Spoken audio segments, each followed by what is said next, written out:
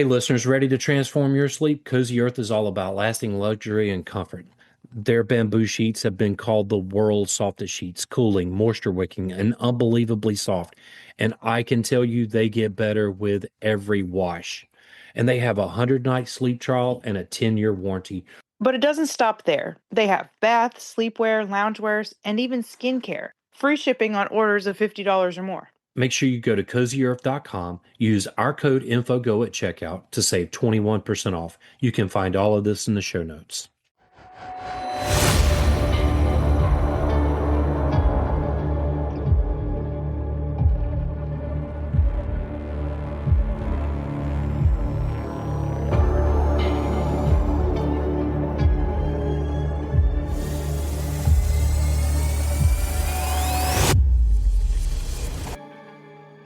Welcome to the podcast. I'm William. And I'm Kat.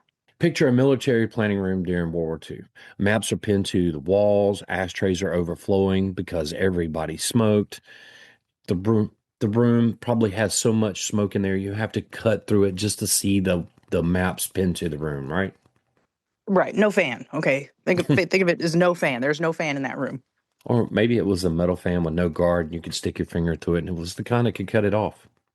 Maybe that's a good possibility. But it's all for a global conflict, right? Yes. Outside that room, entire cities are being reshaped by bombing campaigns, naval battles, new technologies that are rewriting the rules of war in real time. Inside, the people gathered there are trying to solve problems that never existed before. German submarines are swallowing supply convoys in the Atlantic. Japanese cities are proving difficult to strike with precision. So every advantage really matters because delay, well, it costs lives. So got to start thinking outside of the box. What if we could start fires across the city all at once using bats? What if a missile didn't need a computer but a pigeon? What if you could build an aircraft carrier not from steel but from ice? What if an entire army could be made to exist only in sound and shadow, just convincing enough to fool Hitler's intelligence network? None of this is a joke. These are real proposals discussed in real meetings, funded by real governments under extreme pressure to survive. World War II is remembered for radar, code breaking, jet engines, and the atomic bomb. But beneath those headline inventions sits a parallel story that feels almost unreal. Exploding rats designed to sabotage factories, Inflatable tanks meant to trick reconnaissance planes, floating fortresses of ice that might never melt in time to sink, psychological warfare units built like traveling theater companies of deception. In moments like these, the boundary between imagination and strategy starts to blur because the stakes are high enough. Even the strangest ideas are no longer dismissed outright. They are tested, built, sometimes even deployed. And what follows is a journey into the hidden layer of the war, where creativity, desperation, and innovation collide in ways that still feel hard to believe today. You know, World War II didn't just escalate existing warfare, it broke the assumptions that military strategy had relied on for centuries. Suddenly, commanders were dealing with problems that had no historical template, no established doctrine, and often no proven solution at all. In the Atlantic, German U boats were striking Allied merchant ships faster than new ones could be built, creating what Winston Churchill later described as constant fear of Britain being strangled by the sea. Entire supply chains depended on convoys that were being shredded by stealth submarines operating with increasing coordination and improved tactics. In the Pacific, Japan's island geography made traditional bombing difficult. Targets were dispersed, heavily defended, and often required long range precision that early wartime aircraft simply struggled to achieve. At the same time, technology was accelerating faster than strategy could adapt. Radar, first developed in the late 1930s, had completely changed air defense defense almost overnight, turning invisible aircraft into blimps on a screen and forcing both sides into a constant cycle of countermeasures. On the ground, the planning for Amphibious invasions introduced another layer of complexity, moving thousands of troops across open water, landing them on fortified beaches, and keeping them supplied required innovations in logistics, engineering, and deception that never had been attempted at scale. So, this is where something unusual happens in military history. When standard solutions fail or arrive too slowly, the range of acceptable ideas expands dramatically. In peacetime, a proposal might be dismissed immediately for being impractical, too expensive, or simply just too strange. In wartime, the same idea is weighed against desperation, urgency, and survival. If there's even a small chance it could work, it starts to look less like fantasy and more like opportunity. Too strange, you say? Too strange. That shift in thinking is what opened the door to some of the most unusual projects ever seriously considered. Not because anyone had lost touch with reality, but because reality itself had become unstable. And the unusual rules of problem solving, well, they just no longer applied. And that is exactly where things begin to get strange. So the first strange solution involved creatures that spend most of their lives hanging upside down. The bat bomb. Well, Whoa. Project X-ray was one of the strangest allied weapons programs of the war. It was proposed by a Pennsylvania dentist, That's, Lytle S. Adams? yeah, like Ladle. Little. Isn't that little? Little or Lytle. Go with Lytle. Okay. It was proposed by a Pennsylvania dentist, Lytle S. Adams, who suggested turning bats into tiny delivery systems for incendiary devices. The idea was based on a simple observation. Many Japanese cities were highly vulnerable to fire because of they were built largely of wood and paper, with tightly packed housing. Instead of relying on conventional bombing, the plan was to release thousands of bats over urban areas. The bats would instinctively fly into attics, rooftops, and hidden spaces to roost during the day.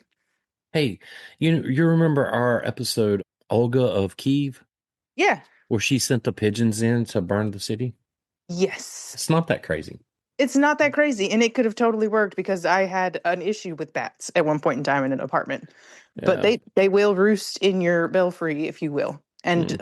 you have to have them like a professional cleaner come in afterwards. Well, and not only that, you have to have a professional remove them because they're sometimes endangered. They are. You can't just kill them. Okay, you do have to call pest control, and I had to argue Yeah, with they my put this landlord net for up where months. they can fly out, but they can't fly back in. Right. But They were coming oh, down into my bedroom. That's the only reason I knew they were there. mm, oh wow, The pilot that's hole was in my closet. a rental place. Yeah. Mm. Yep. So each bat would carry a small timed incendiary device. Once they settled inside the buildings, the device would activate and start fire simultaneously across the city, potentially overwhelming firefighting efforts. The U.S. military, well, it actually tested the concept. Engineers worked on miniaturized incendiary charges and studied bat behavior in controlled environments. During one test, some, well, experimental bats were accidentally released near a military airfield and they caused small fires in structures on the base, proving the idea at least partially viable and also extremely unpredictable. For a brief time, the project was taken seriously enough that deployment was considered, but as the war progressed, priorities shifted. The development of nuclear weapons through the Manhattan Project offered a far more powerful and decisive alternative. Project X-ray was eventually canceled, and the bat bomb never reached Japan. Just, the Yeah. atomic ones. Hmm. Anyway, but it may be the only weapon in history that accidentally set fire to its own testing grounds before it ever reached the enemy. I think that would have been at least a little less abrasive than the atomic bombs, but But could here you we are. imagine training all of those bats? Like, I don't I don't know. You might as well just use pigeons, like what's her face did. know. Okay, how about this one? So the pigeons that almost guided missiles. So at first glance, it sounds well like satire. But this idea came from one of the most respected psychologists of the 20th century, B.F. Skinner. He was known for his work in behavioral psychology. Skinner believed that complex behavior could be shaped through, well, reinforcement and repetition, even in animals. During World War II, he proposed Project Pigeon, an experimental system for guiding missiles. The concept was surprisingly direct. Instead of relying on early, unreliable electronic guidance systems, the missile would carry trained pigeons inside the nose cone. A small screen would display the target image, and the pigeons, trained to recognize specific shapes, would peck at the correct direction to keep the missile on course. Their pecking would translate into steering adjustments. I remember seeing a video about this. This this this sounds cartoonish to me. Right. It definitely reminds me of like Valiant, that animated movie that came out in Yeah. Mm. the 2000s somethings. No, you got to go left. No, right. In tests, the pigeons performed better than many expected.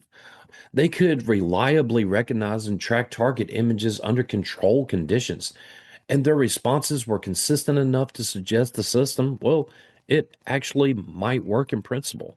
But the real problem was not performance, it was credibility. Military leadership struggled with the idea of entrusting one of the most advanced weapon systems of the time to birds pecking at a screen. Even in a war defined by rapid innovation, this concept felt like a step too far, maybe too far into the loony bin. Well, I mean, if it actually showed promise, Well, yes, if it uh, showed promise, then there's that. At least pigeons are smarter than we thought they were. yeah. But the project was eventually shelved, not because it failed in testing, but because it failed in imagination at the command level. It is a reminder of how different the technology landscape was at the time. You know, because this was before digital computers and reliable electronic guidance systems, engineers were forced to explore other mechanisms that could reliably respond to stimuli and adjust motion. In that gap between necessity and technology, even pigeons briefly became part of the conversation about the future of war. Now, next up, we have the aircraft carrier made of ice. Have you ever heard of this? No, but that sounds fascinating. So we have Project Habakkuk, which began with a problem that was becoming increasingly dangerous in the Atlantic.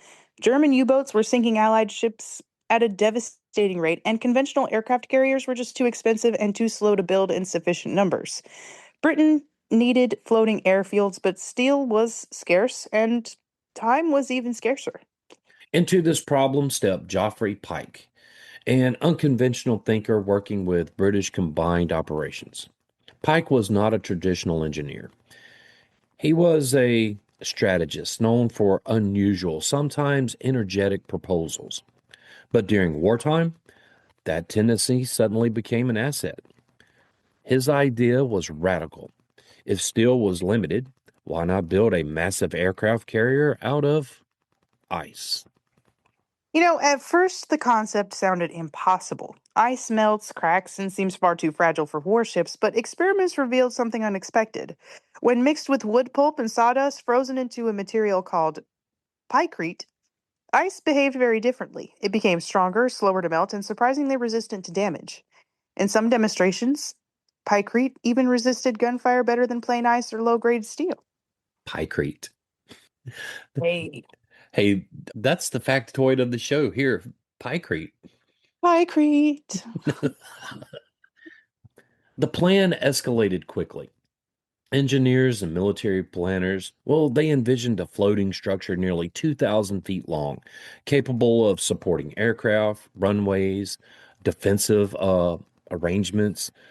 The idea was not just theatrical. A small scale prototype was constructed in Canada to test the material and structural feasibility. It included refrigeration systems. Well, they were designed to keep the structure frozen even in warmer ocean conditions. So this thing came with its own freezer Right. made of pykrete. Sounds like something you would want to eat, It, pykrete. it kind of, in a No, no, way, no, no, no. yes. Not the sawdust and stuff like that. But if you go to like, I don't know, the Waffle House, hey, can I get some pykrete? Maybe. I can see it, maybe. So, for a brief moment, though, the concept gained serious attention at high levels of government. Winston Churchill himself showed interest in the proposal, reportedly intrigued by its potential to solve the Atlantic air cover problem in a resource efficient way.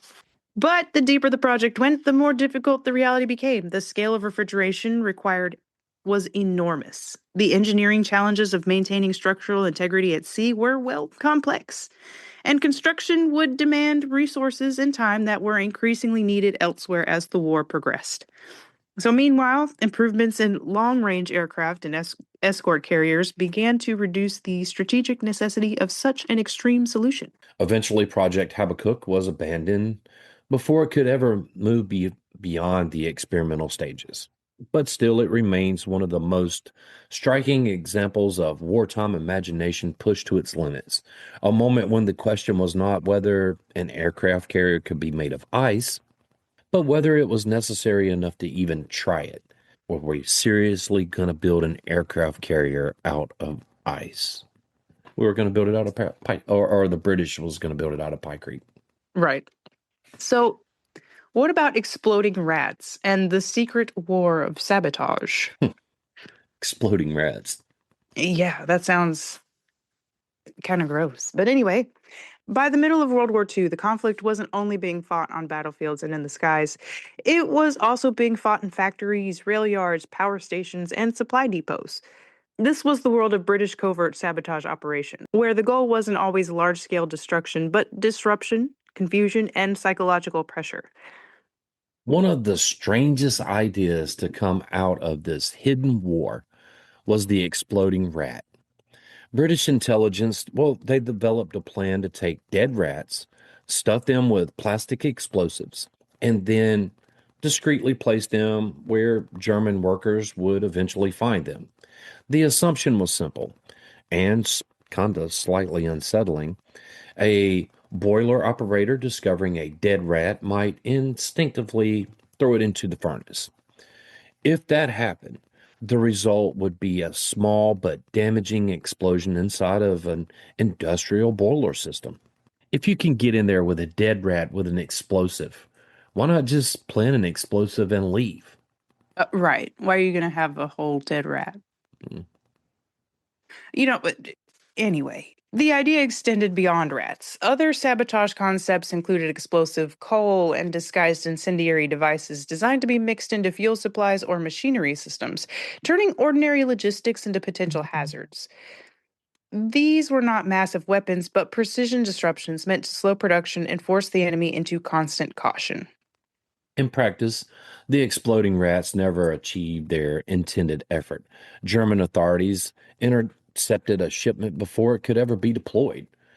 But the discovery created an unintended consequence. Instead of dismissing the idea, German counterintelligence, well, they reportedly became concerned about the possibility of more disguised devices. Resources were diverted into searching for similar sabotage tools that may not have even existed. So, therefore, it kind of worked. Kind of, sort of, not really. Yeah. Anyway, the reaction highlights something important about this shadow war. In many cases, the value of these operations wasn't purely physical destruction, it was uncertainty. The idea that any ordinary object could be dangerous forced the enemy to slow down, inspect more carefully, and second guess routine actions. So fear itself became a strategic tool.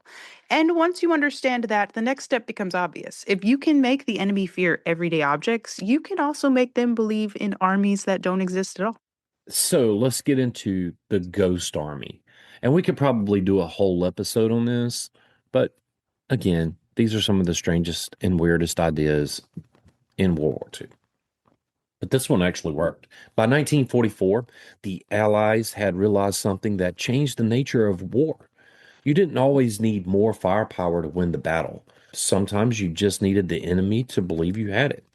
And that idea led to one of the most unusual military units of the entire war, the U.S. 23rd Headquarters Special Troops, better known as the Ghost Army. This was not a traditional combat unit. It was a traveling illusion machine built to mislead German intelligence. Its ranks were filled with artists, illustrators, set designers, sound engineers, radio operators, and advertising professionals. People who, in peacetime, might have been designing billboards or theater productions were now designing entire fake divisions of the U.S. Army. Yeah, so their toolkit was deceptively simple, but incredibly effective. Inflatable tanks that could be deployed in minutes, made entire armored divisions appear on, well, reconnaissance photos. Lightweight, fake artillery pieces created the illusion of heavy firepower.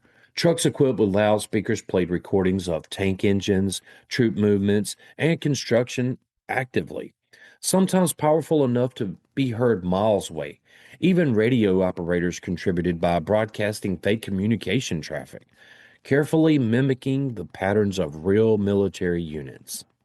In operations across Europe, especially in France after D Day, the Ghost Army staged entire phantom battles. They would set up near a front line and simulate the presence of a large force and then vanish, leaving German intelligence to misinterpret what they had seen and heard. And in some cases, German units repositioned themselves entirely based on these illusions, believing they were facing major Allied formations that did not actually exist. That's pretty cool, Yeah. actually. And like I said, we could probably do a whole episode on that because it was really fascinating. But what makes this unit really remarkable is not the creativity of its methods, but its impact. Estimates suggested that the Ghost Army, well, they deceived German forces dozens of times, drawing enemy attention away from real troop movements and reducing casualties for actual combat units. This was deception elevated to strategy, not just hiding forces, but manufacturing entire realities for the enemy to misread. And in a war defined by tanks, planes, and artillery, one of the most effective weapons turned out to be imagination itself. Because once you can convince an enemy that a division exists where there is none, you don't just control the battlefield, you control what the battlefild means. Cat, I say before we get into the Great Panjandrum, I say I need to go get a Coke. I'm gonna go get some more tea. Tea. Yeah, we'll be right back.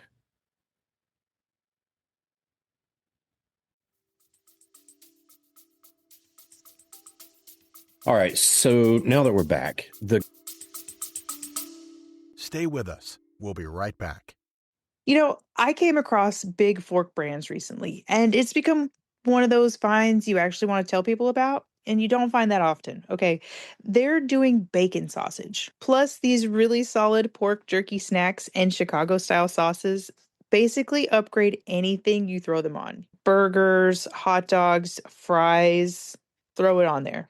It works. but I bet it's packed full of junk. Actually, it's made with clean ingredients and real care. That's small batch with no shortcuts, and people are obsessed with the flavor. You can go over to bigforkbrands.com, use our code INFOGO at checkout, and get 20% off anything on the site. You can find the link and our code in the show notes. Great Panjandrum. As the Allied planners prepared for D-Day, they faced a brutal engineering problem. German beach defenses were heavily fortified, and concrete bunkers, artillery positions, and obstacles, well, they were designed to tear apart landing craft before troops ever reached the shore. So the question wasn't just how to land on the beaches, but how to break through them fast enough to keep the invasion from collapsing in the first few minutes. One proposed solution looked less like a weapon and more like something that had rolled out of a fever dream. It was called the Great Panjandrum. The concept was a massive rocket powered wheel packed with explosives. Two enormous wheels were attached to a central drum filled with high explosive, and rocket motors were mounted along the rims. This sounds wild. Oh, it It, is it is very crazy.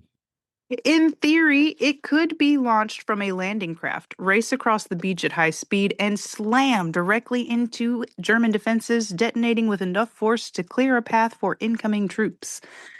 Well, what engineers hoped would happen was simple: controlled propulsion, straight line movement, and a clean impact on target. But what actually happened was something very different. During tests, the rockets often ignited unevenly.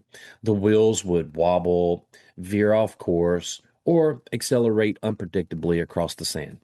Instead of charging historically toward a target, the Panjandrum frequently became an uncontrollable rocket powered hazard that threatened observers as much as the imagined army. On more than one occasion, witnesses were forced to run for cover as the device spiraled out of control on the shoreline. Test footage shows a chaotic, almost surreal scene. A giant spinning structure tearing across the beach, rockets firing in different directions, and engineers watching in stunned silence as their creation refused to behave like a weapon and instead behaved like a runaway experiment. So, I first saw this on the series Savage Builds, and he actually recreates this thing, and it looks unbelievable even in motion. It has that rare quality you can't tell whether you're watching a military test or a mechanical disaster unfolding in real time. And you really need to go watch that episode because it kind of explains exactly where this thing failed. It It sounds was like very incendiary misfirings. it was very unstable and unpredictable. Even as Adam tries to build this thing to more modern, he does make it finally get to where it needs to be, but it was a lot of technology they just didn't have at the time. Right. In the end, the Great Panjandrum never reached combat. It was simply too unstable, too unpredictable, and far more dangerous to friendly forces than to any enemy position. But it became legendary anyway, because it captures something essential about wartime innovation. When people are desperate enough, even the laws of good sense start to bend. And sometimes they bend into a giant rocket powered wheel that refuses to go anywhere anyone tells it to. Yeah, because it definitely didn't go anywhere it was supposed to. All right, so by this point in the war, the Allies had learned a simple but powerful lesson. Not every effective weapon needs to be expensive, complex, or even especially elegant. Sometimes the most impactful tools are the ones that simply exploit nature itself. Operation Outward was one of those ideas.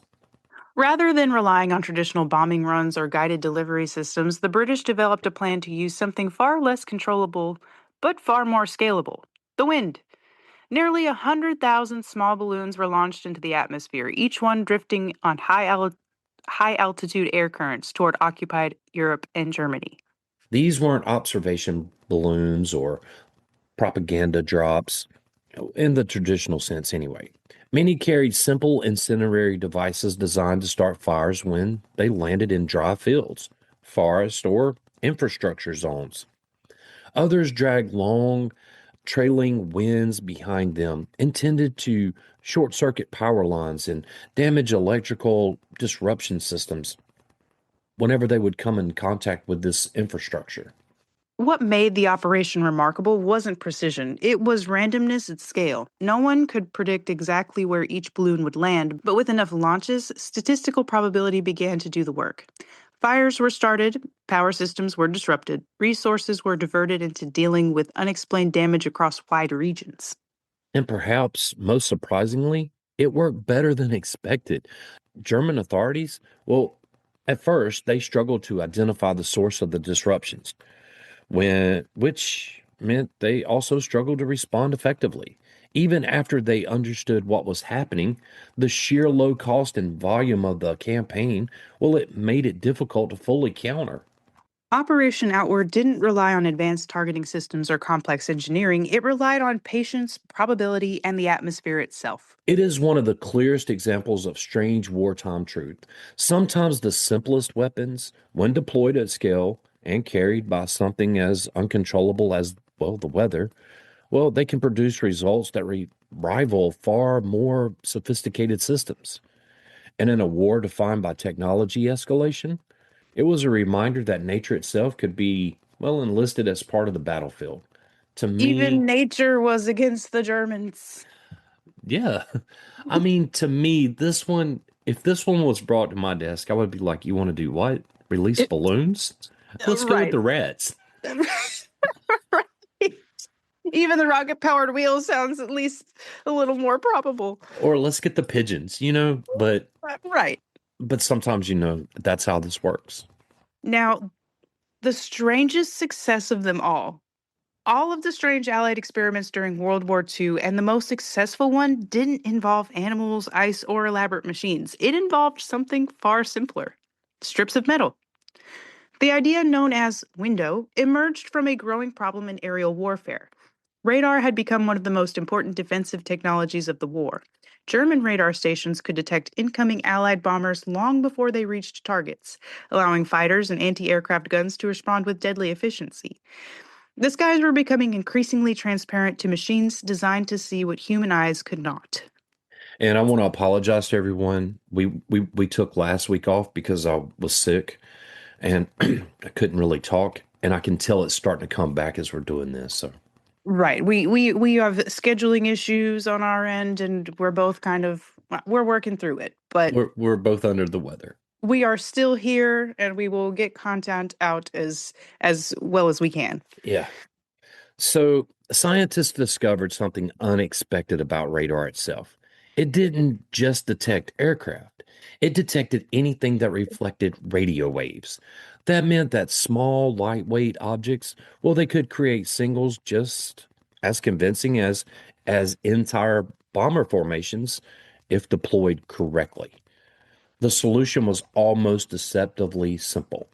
Thousands of thin strips of aluminum foil were cut to precise lengths and dropped from, well, aircraft as they flew over enemy territory. As they fell through the sky, they scattered and drifted, creating enormous clouds of radar reflections. Wow. Mm. So, to German radar operations, these clouds looked like massive incoming bomber fleets. Entire squadrons appeared to exist where there were none. Some real formations vanished into the confusion, masked by the artificial clutter of false echoes filling the radar screens.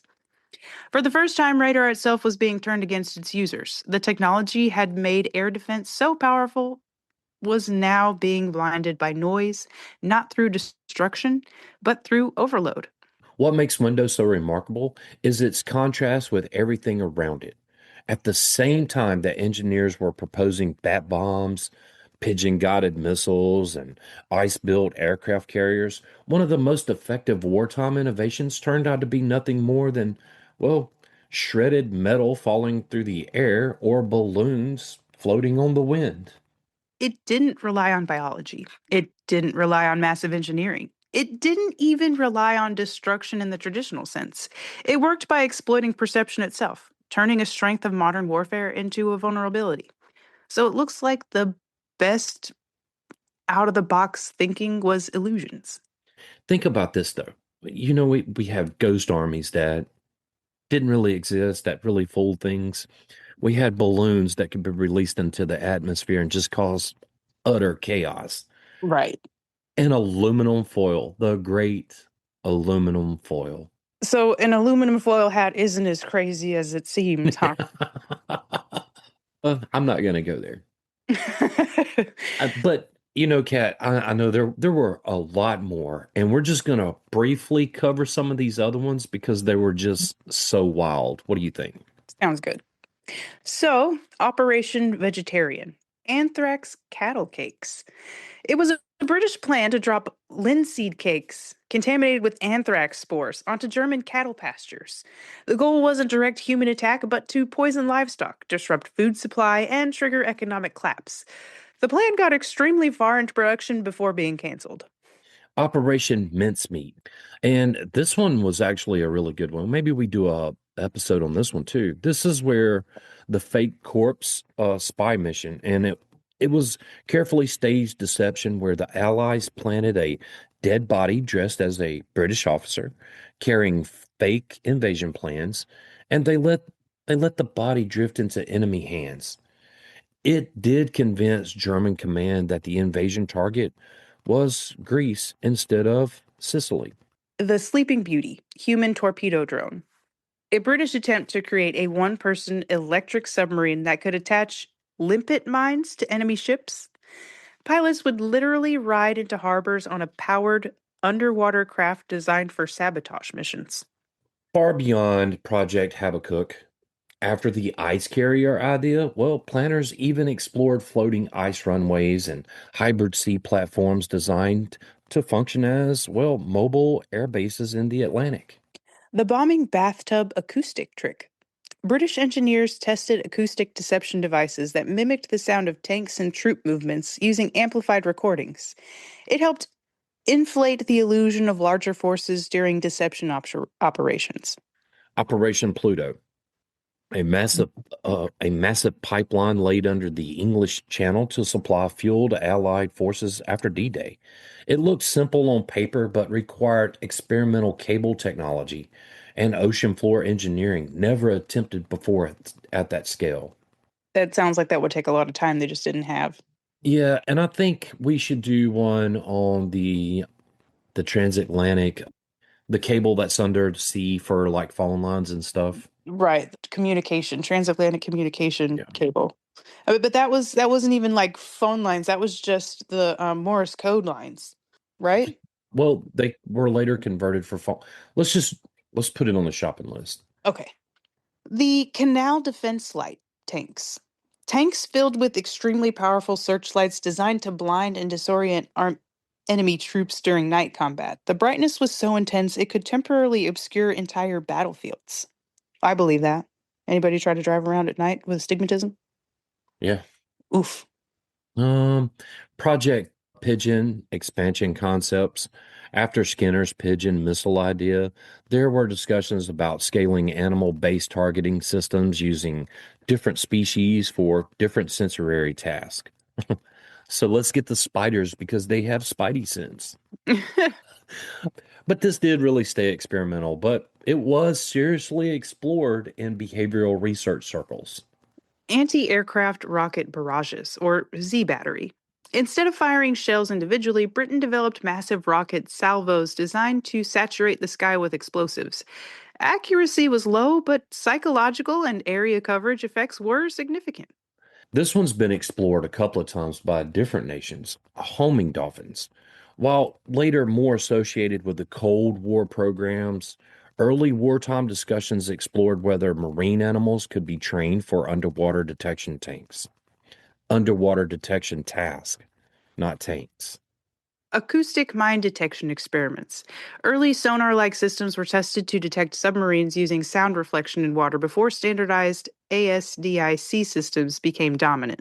The lesson of all of these weird projects, well, they can look, like strange in hindsight, but they weren't born from absurdity. They came from pressure because WW2 created problems no one had ever faced before, and every existing solution was being tested against limits it was never designed for.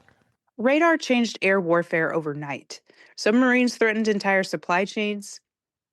Amphibious invasions demanded new levels of coordination, deception, and engineering. And in that kind of environment, the range of acceptable ideas expanded fast. Anything that might work even slightly was worth examining. Most of the strange ideas failed. Some worked in narrow ways. A few, like radar countermeasures and deception tactics, went went on to change modern warfare. But the real story isn't just what succeeded or failed. It's what people were willing to try when the stakes were so high. Because behind the tanks and bombers was another war being fought in laboratories, planning rooms, and workshops. One shaped by psychologists, engineers, artists, and inventors, all trying to solve the same problem with whatever tools they had. And that leaves us with that simple question hanging over all of it. How far outside the box do you go when the consequences are measured in nations? Sometimes the answer is advanced radar warfare. Sometimes it's an inflatable army on a French field. And sometimes it's a bat carrying a tiny bomb into the dark. I personally think, if somebody had brought me the balloon thing, I probably would have been like, hey, look, the pigeon sounded a lot better. That one's a little far fetched for me. Yeah. Well, I mean, they were taking methamphetamines back then. So. Indeed. Indeed. They were taking all kinds of things.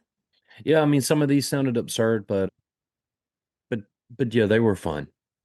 It sounds awesome. Yeah. Well, if you would like to support this podcast, tell a friend and help get the word out. And I hope you feel better, Kat.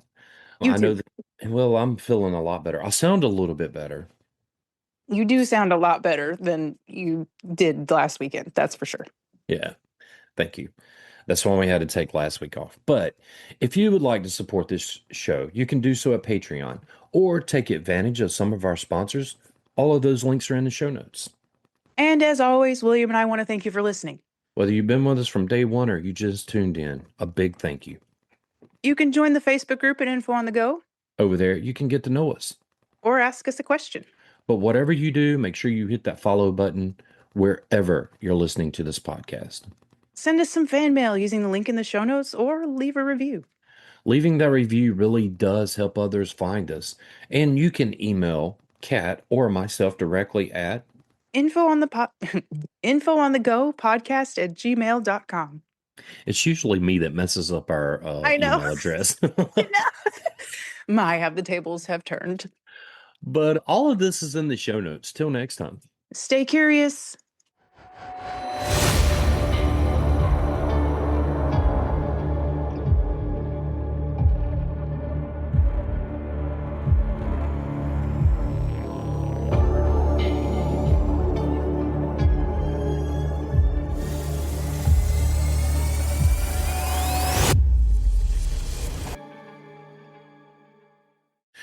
Every morning starts with a choice. Don't settle for just coffee. Rise up with strong coffee.